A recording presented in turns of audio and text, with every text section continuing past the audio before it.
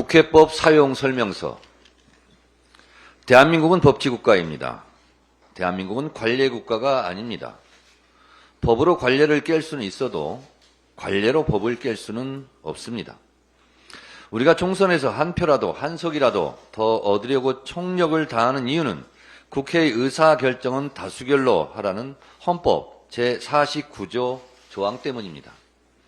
헌법 제49조 제적의원 과반수의 출석과 출석의원 과반수의 찬성으로 의결한다는 국회의 의사결정 방법 때문에 총선에서 과반수 의석을 확보하려고 각 당이 노력합니다.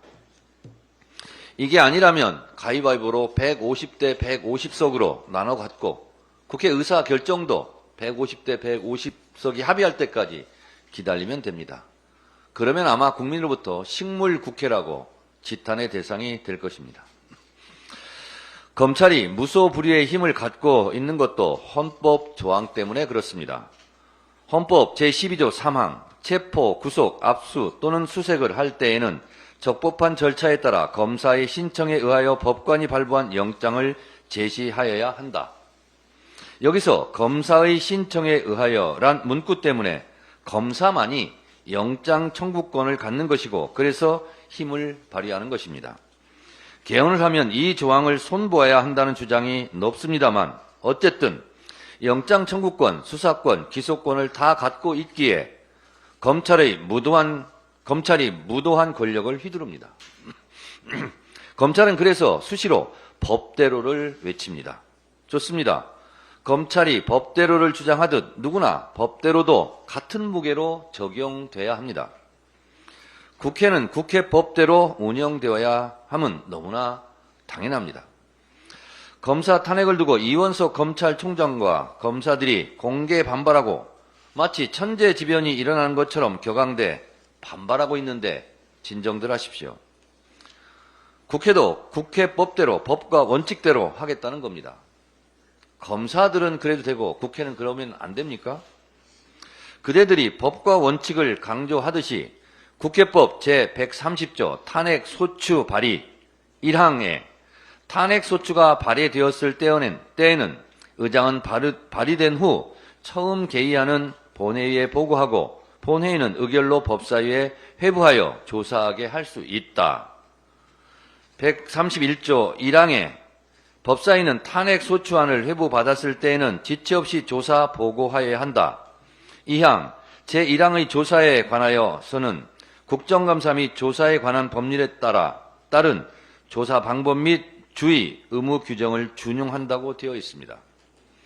증인 채택을 할 수도 있고 증인이 출석을 거부하면 동행 명령장을 발부하여 강제 구인할 수 있고 증인 불출석에 대해 처벌할 수도 있고 청문회를 개최해 허위 증언을 하면 이 또한 처벌할 수 있습니다.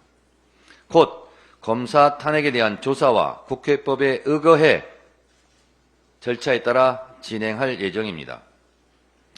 국회법 52조 2항은 위원장이 필요하다고 인정할 때 위원회를 개회할 수 있고 국회법 49조 1항은 위원장은 위원회를 대표하고 의사를 정리하며 질서를 유지하고 사무를 감독한다고 규정해 위원장의 의사 진행권과 질서 유지권을 포괄적으로 규정하고 있습니다. 저는 법사위원장으로서 권한과 책임을 다 행사하겠습니다. 국회법 제145조는 회의 질서 유지권에 대하여 보다 구체적으로 명시해 놓고 있습니다. 국회의원이 회의장의 질서를 어지럽혔을 때에는 위원장이 경고나 제지를 할 수 있고 이에 따르지 않으면 당일 회의에서 발언을 금지시키거나 퇴장시킬 수도 있습니다. 불명예스러운 국회의원 퇴장이 없기를 바랍니다.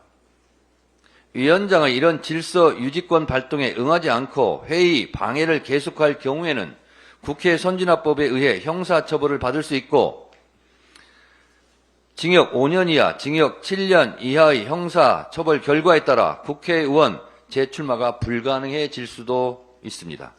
매우 무서운 법입니다. 국회법 제166조 국회회의 방해죄 일명 국회 선진화법 조항에는 퇴거 불응죄도 있다는 점을 분명하게 말씀드립니다. 관례는 항상 논란의 대상입니다. 법은 논란의 대상이 아닙니다. 이런 주장, 저런 주장이 있을 때는 논란이 되겠지만 법조항은 준수할 의무가 있습니다. 어제 무제한 토론 필리버스터 중지도 180석으로 종결시킬 수 있다는 국회법 106조 29조 6항에 따른 조치입니다. 윤석열 대통령 탄핵 청원도 국회법 제125조 청원 심사 보고 등을 규정한 법과 절차에 따라 진행될 예정입니다. 제125조 사항은 현장 조사도 할 수 있고 청원인, 이해관계인 및 학식 경험이 있는 사람으로부터 진술을 들을 수도 있고 국회법 65조 1항에 의거해 청문회를 열 수도 있습니다. 국회법 제65조 청문회 조항 1항은 위원회, 소위원회도 포함하고 있습니다. 위원회는 중요한 안건 심사 시에도 청문회를 열 수 있다고 규정하고 있습니다. 그동안 사용할 수 있음에도 불구하고 사용하지 않았던 국회법 조항이 참 많습니다. 잠자고 있던 국회법 조항을 흔들어 깨워서 국회법에 생기를 불어넣겠습니다. 이상 국회법 사용설명서 해설을 마치겠습니다.